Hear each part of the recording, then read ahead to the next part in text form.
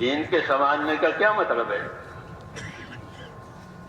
دین کے سنبھالنے کا ایک مطلب یہ ہے کہ دین کے بارے میں جو یقین ہونا چاہیے وہ یقین اندر پیدا ہو جاتا ہے کہ بغیر دین کے کوئی بھی کامیاب نہیں ہوگا.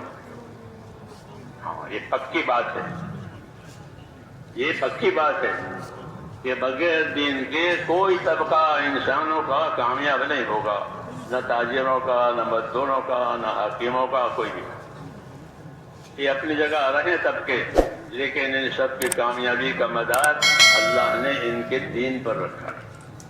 اس لیے کہا کہ ہمارا دین سنوار دے، کہ وہ تو ہماری اصل بنیاد ہے، اصل بنیاد ہے نجات کے لیے بھی، اور اصل بنیاد ہے رہبری کے لیے بھی.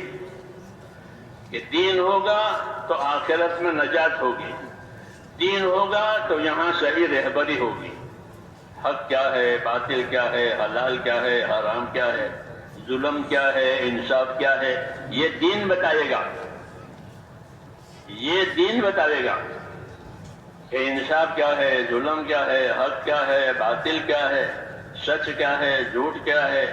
ہاں، جس طرح روشنی میں ہر چیز کھل جاتی ہے کہ کانٹا پڑا ہے، چابی پڑی ہے زمین پر، ہاں روشنی ہو گئی، تو کانٹے سے بچے گا اور چابی اٹھا لے گا، کام کی چیز ہے. تو ایک روشنی ہے، ایک رہبری ہے. اس لیے اس کا سنوارنا ضروری ہے کہ اپنا دین ہمارا سنبھل جائے. اور دین سنوارنے کا مطلب کہ اندر دلوں میں اللہ تعالیٰ سے صحیح تعلق ہو جائے. ہاں، یہ ضروری ہے کہ ہمارا تعلق اللہ تعالیٰ سے صحیح ہو جائے. اللہ سے کیا تعلق کریں گے؟ اس کا تو کوئی رشتہ دار نہیں ہے، اس کے برابر کوئی نہیں ہے. کہ اللہ سے تعلق عبادت اور بندگی کا ہے. ہاں، یہی تعلق اللہ نے ہمارے درمیان میں پھیلایا ہے.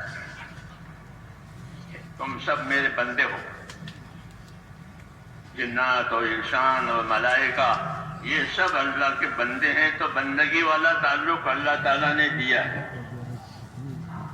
اور دین اسی کی رہبری کرے گا کہ اللہ کی بندگی اور اللہ کی عبادت کیسے صحیح ہو جائے، کیسے بندہ بن کر زندگی گزرے. اس کی رہبری دین کرے گا کہ بندہ بن کر زندگی گزارو. کہ بندہ بن کر زندگی گزارنے کا کیا مطلب ہے؟ کہ بندہ بن کر زندگی گزارنے کا مطلب یہ ہے کہ اللہ کے ساتھ ایمان اور اخلاص سے رہو. اللہ سے کیسے رہو گے؟ کہ اللہ کے ساتھ ایمان سے اور اخلاص سے رہیں گے. کہ اللہ پر ہمارا ایمان ہے کہ اللہ ہی وہ ذات ہے جو عبادت کے لائق ہے، اس سے سوا کوئی عبادت کے لائق نہیں. اللہ ہی وہ ذات ہے کہ جو ہر ضرورت کو پوری کرنے والا، ہر نفع نقصان کا وہ مالک ہے. ہاں، ہر حال میں وہ اپنی قدرت سے سب کچھ کرنے والا ہے، اس کی قدرت سے سب کچھ ہوگا. اللہ کے ساتھ معاملہ عبدیت کا، احتیاج اور محتاجی کا. ہاں، اللہ کے ساتھ کہ ہم اللہ کی طرف محتاج ہیں اور ہم اللہ کے بندے ہیں، یہ تعلق پیدا کرنا ہے. جتنا اللہ کی طرف اپنی احتیاج بڑھے گی اتنی وہاں سے مدد آئے گی. جتنی احتیاج بڑھے گی، اپنی حاجتیں اللہ کو بتائیں گے تو اتنی مدد ہوگی. یہاں اللہ کو یہ پسند ہے کہ بندے اس کے سامنے اپنی حاجتیں پیش کریں، اس سے مانگیں، اس سے امیدوار رہیں، اس کے ساتھ اچھا گمان کریں، اس سے نا امید نہ ہوئیں. یہ سب ہدایتیں اللہ تبارک و تعالیٰ سے ہم کو دی گئی تاکہ ہمارا تعلق اللہ تعالیٰ سے صحیح ہو جائے. اور اللہ نے ایک بڑی بات ہم کو یہ سنائی کہ میں بندے کے ساتھ وہ معاملہ کروں گا جیسا وہ میرے ساتھ گمان کرے گا. تو کتنا آسان ہو گیا. ہاں، اللہ کی تو شانیں ہیں، ان شانوں پر کون عبور کرے گا؟ تو کہا میرے ساتھ جیسا گمان کرے گا ویسا معاملہ کروں گا. ہاں، انا عند ظن عبدی بی، حدیث شریف میں بندے کے ساتھ گمان کے مطابق معاملہ. ایسا گمان یہ ہے کہ اللہ میری مدد کرے گا، اللہ میری دعا قبول کرے گا، اللہ میری مشکل آسان کرے گا تو وہ ہوگی. اور یہ کہ اللہ ہم تو بندے ہیں، گنہگار ہیں، ہماری کون سنے گا؟ کہ نہ، ایسی بات نہیں، غلط بات ہے. ابشروا واملوا ما یسرکم، ہدایت دی ہے، بشارت لو،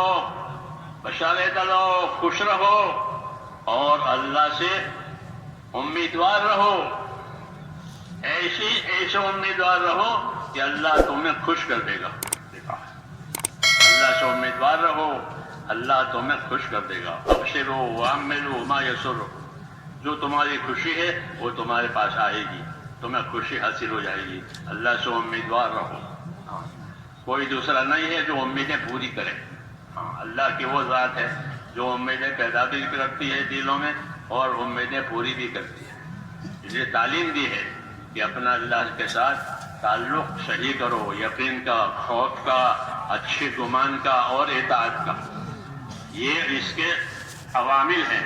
اللہ سے صحیح تعلق ہے کہ اللہ تعالیٰ کا خوف بھی ہو، اللہ تعالیٰ کا خوف ہو، کہ اللہ تعالیٰ کا خوف کہ اس میں بڑی خیر ہے۔ جو اللہ سے ڈرے گا وہ اللہ کی طرف چلے گا۔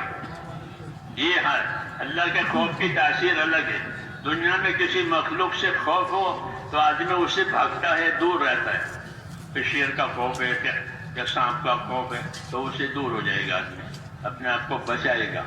اور اللہ کا خوف، کہ اللہ کے خوف میں یہ تاثیر ہے کہ جس کو اللہ کا خوف ہوگا وہ اللہ کی طرف جائے گا۔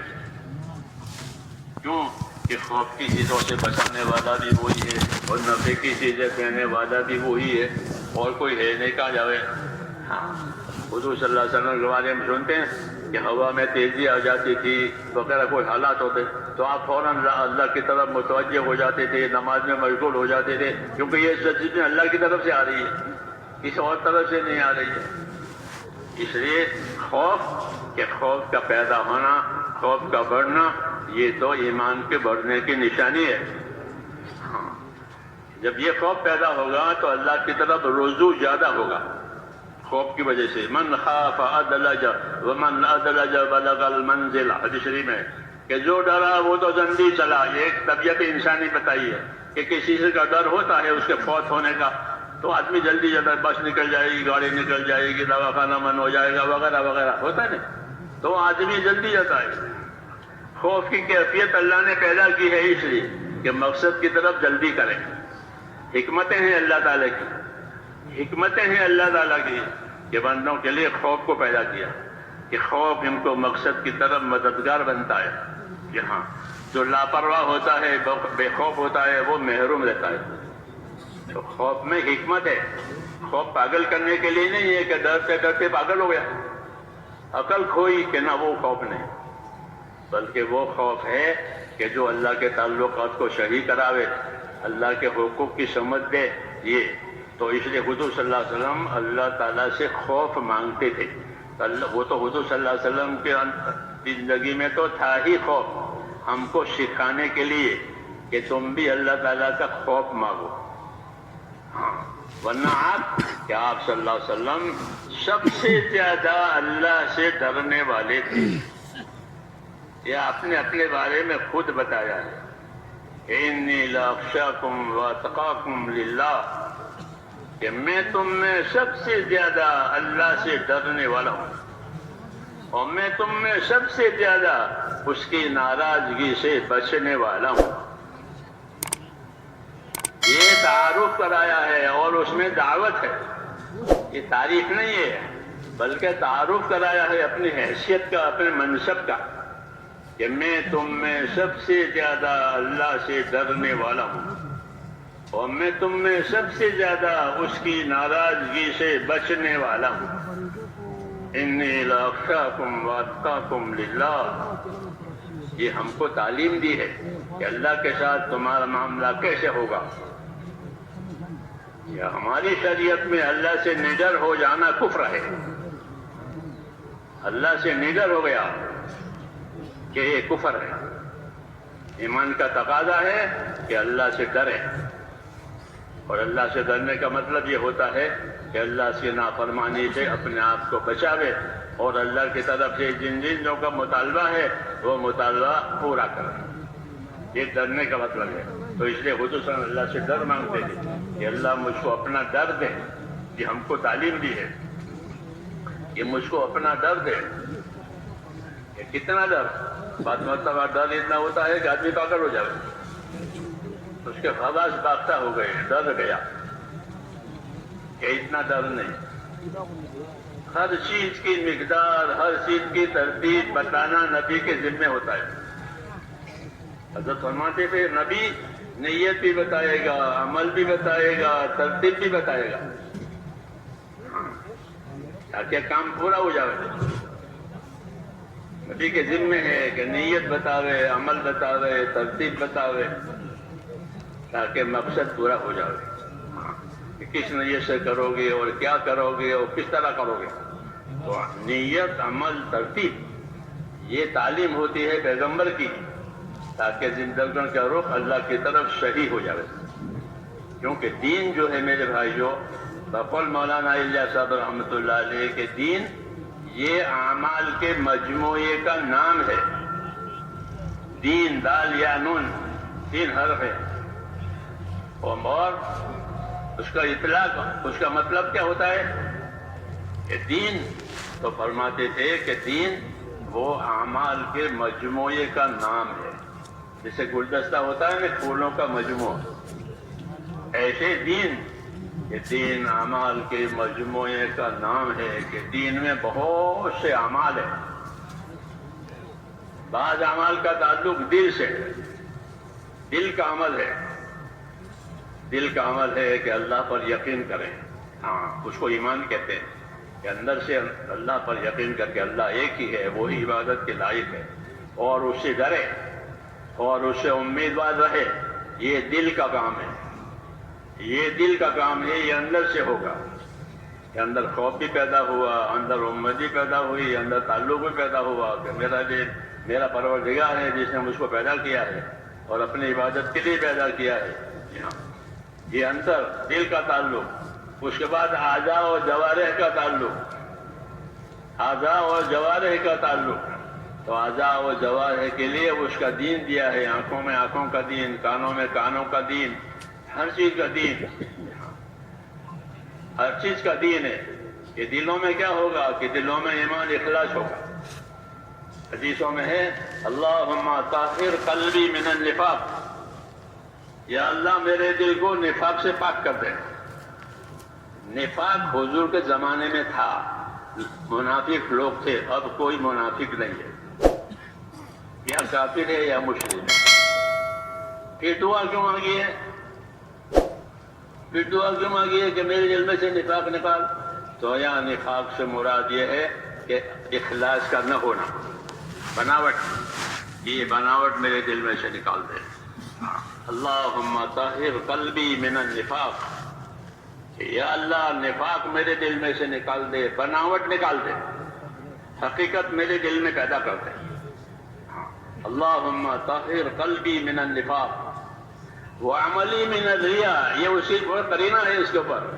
اور میرے عمل میں سے ریاکاری نکال دے.